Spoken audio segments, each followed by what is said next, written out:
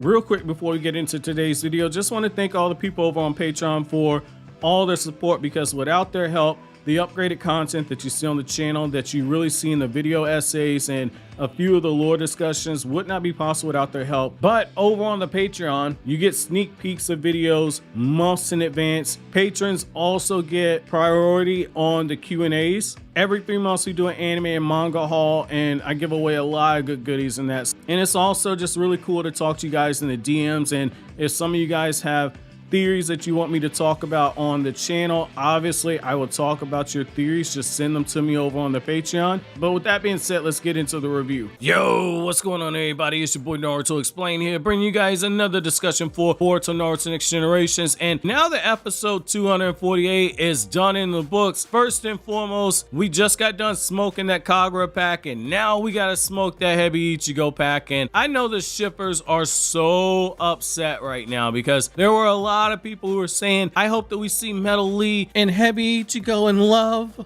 I want them to live happily ever after. But whatever baby they have is gonna have some big old snaggly teeth and big old bushy eyebrows, and oh my god.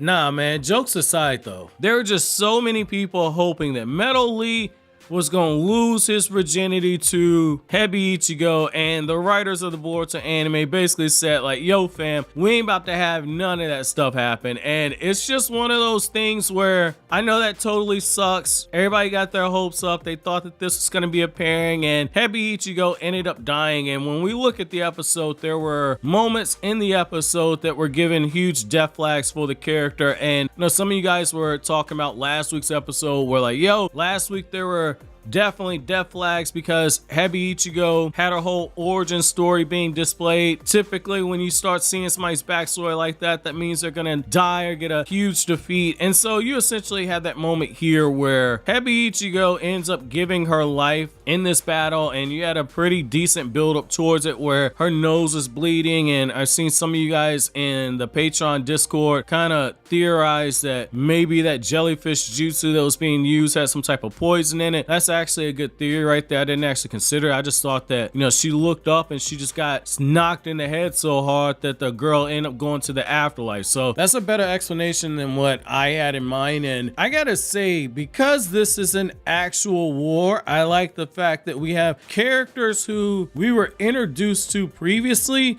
who we've actually seen undergo an arc die. I would have been very pissed off if we have this whole big war and the only people who end up dying are a bunch of fodder. I like the fact we have a war that actually has people that we were introduced to who clearly had potential, who fans were beginning to start wondering what the future would hold for them, who we've watched grow actually die. That actually takes some balls. A lesser writer just would have killed off random fodder 236741 who never appeared in the series before this, or they would have killed off a character that we hadn't seen on screen in like 9 million episodes. At least we saw these characters in this arc and we actually saw a build up towards their death. Backing things up a little bit, I like how the episode opens up with Sarada really taking heavy the importance of being the tuning in charge of this mission right here. And I think that because of how long this arc is, it's easy to forget some of the smaller details that dropped in here, but the decision to stay in the land of water and not go back to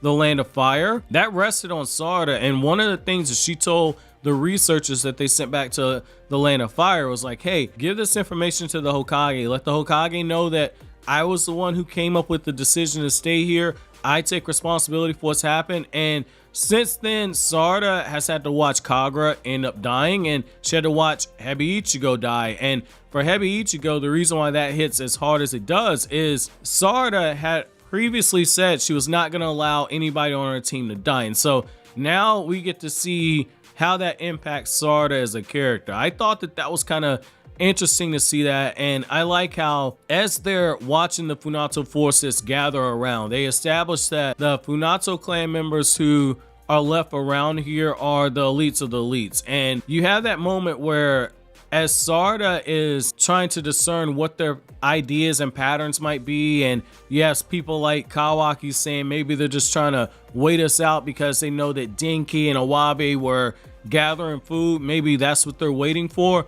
you have Boruto taking advantage of the situation, and Boruto's talking to Mitsuki. He's like, hey, I noticed some stuff about Funamushi's jutsu.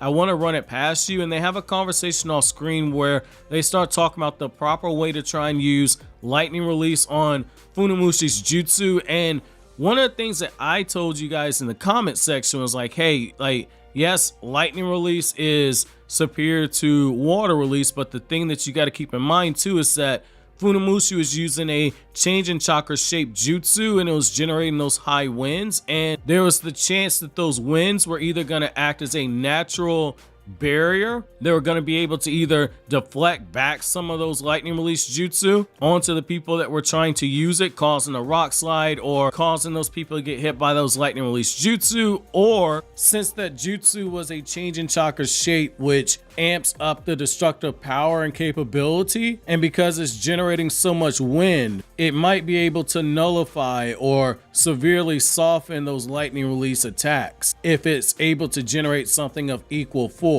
And that's basically what we saw, because when Sarada and Bunten and Mitsuki were shooting off lightning release attacks, that tornado at the base of that jellyfish jutsu, the winds were able to cancel out the jutsu, and whatever damage that managed to land wasn't enough to actually damage Funamushi. Boruto runs down a few scenarios, and Boruto gets a very smart idea. He thinks, well, maybe if I use lightning release right when he begins to start formulating the attack before it gets to a change in chakra shape aspect of it, I can do the damage to him and I don't have to worry about any of that wind. And Boruto's hypothesis ends up being correct, because Boruto catches him right before that jutsu can really pick up steam and have a large amount of wind that can act as a defensive barrier and lessen the impact of his lightning release. Boruto times this attack brilliantly. And in the episode, Boruto specifically says he's timing his lightning release attack, and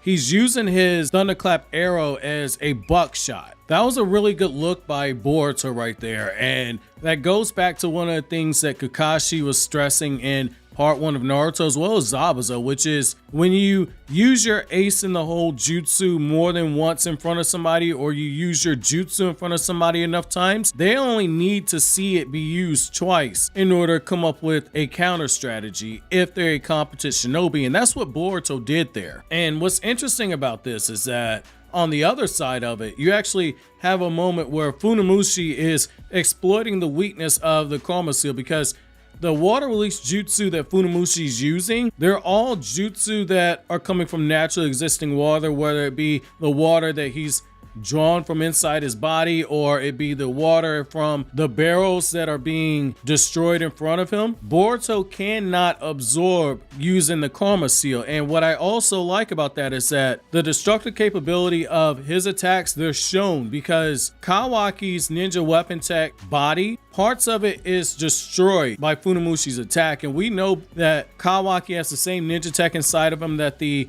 Car inner members have, and we've seen how durable those ninja weapon tech extensions that they have are, and Kawaki gets his outright destroyed and he has to regenerate a new one. I like getting that little bit of context right there, because what that's really telling you is that the amount of chakra that's going to be needed to be able to exploit the weaknesses of Funamushi's jutsu, you're going to have to pump out enough chakra to where you're able to damage Kawaki's weapon tech, or you're going to have to time your jutsu like Boruto did. So we are seeing Funamushi's actually kind of strong. Now, unless the man's got a weakness to taijutsu or something like that, you basically got to do one of those two things. Either match the attack, or you're going to have to do what Boruto did and strategically time your attacks on Funamushi. But I did like what we saw here. Now, moving on a little bit, I also think that the decision that was made to showcase the different fighting styles, that was very much needed, because we see it where Kawaki's just fed up at this point, because while all the other ones are fighting and they're practicing restraint, even Boruto, he's trying to capture Funamushi alive, Kawaki, he's just gotten fed up. And so you start seeing blood just gushing and flying as Kawaki's just ripping through people, whereas people like Hebi Ichigo, you can tell that she's been changed by Kagura, and it's the same thing with Bunten, where you're not seeing blood splatter and everything. They're going for blows that will knock out their opponent, and it's just one of those things where when you're fighting in a restrained manner, you're using more energy to restrain yourself, and Kawaki's like, the hell with this, we're just gonna go ahead and take them all out. Once this man saw that, like, yo, my ninja tech can be damaged, this man basically threw all that caution out to the wind. And so I like how we're seeing very slowly in subtle ways how Kawaki is starting to break away from doing things in the manner that shinobi do things, which is going to be very important as we start moving towards the events of Boruto chapter 58, where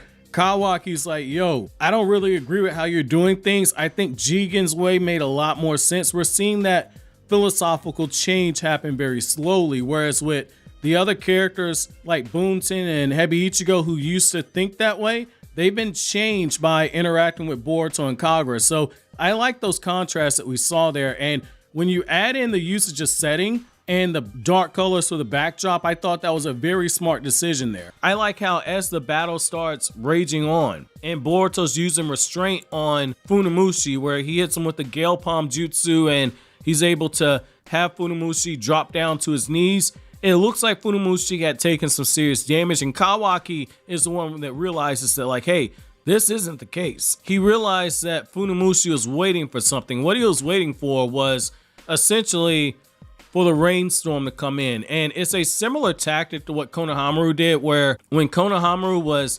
seemingly taken hostage in that village that he was trying to protect, the entire time he was allowing himself to get beaten down and disrespected, and Konohamaru was just watching the sun because he knew that there was a fog coming in, and he was just biding his time. And that's essentially what Funamushi was doing. Funamushi was waiting for the tide to come in, because when all that rain starts falling, he's able to use the rain, which for Boruto, that's a significant disadvantage, because since that's water that's coming from a already existing source of water, he can't absorb it with his karma seal. And so Funamushi uses a jutsu that is a jellyfish jutsu, where the base of it is a base very similar to that tornado jutsu, where it's generating high winds, and you see the dust clouds and everything being whipped up, and you got Boruto where Boruto sees it and he thinks it's the same thing, and Kawaki's like, no, this one is slightly different. And you have Sarada where she has her brilliant moment where when Funamushi's going on his rampage, she's like, oh, that's a water release attack,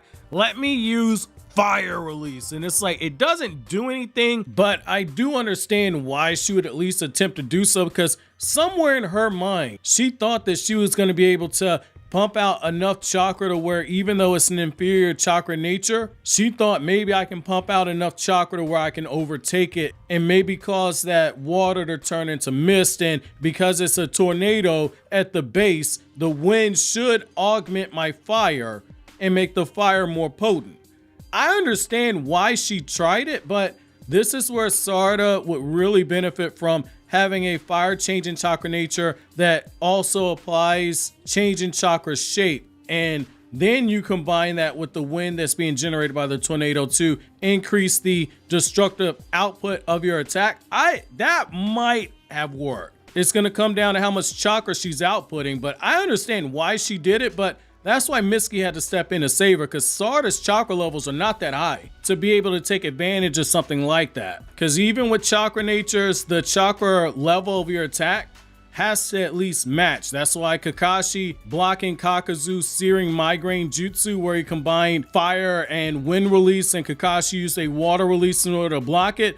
That's why that was so impressive, because Kakashi had an enormous amount of chakra to cancel that out. And this is really where we start seeing some of those big genius IQ moves out of Boruto, because Boruto understands the situation they're in, and Boruto understands that in order to really get Funamushi, they're going to have to catch him off guard, and they're going to have to time the attack like he did earlier. And so everybody's just trying to create an opening for Boruto to get his hands on Funamushi, and Boruto actually goes big balls and gets himself sucked into the middle of the jutsu. And right when Funamushi thinks that he has Boruto is able to come through the middle of his jutsu with the Rasengan, and Boruto hesitates for a second, and I'm not sure if Funamushi pulled a Kabuto. It looks like he did, where he essentially reinforced his stomach in order to nullify a lot of Boruto's Rasengan. and because he's got a higher chakra pool than Kabuto did in part 1, that's why you didn't see as much damage. But you have this moment where when Boruto thinks like, oh good, I got him, Funamushi was revealed to have been playing possum the entire time, and Bunten stabs this man up and says it's for Kagura, but she avoids a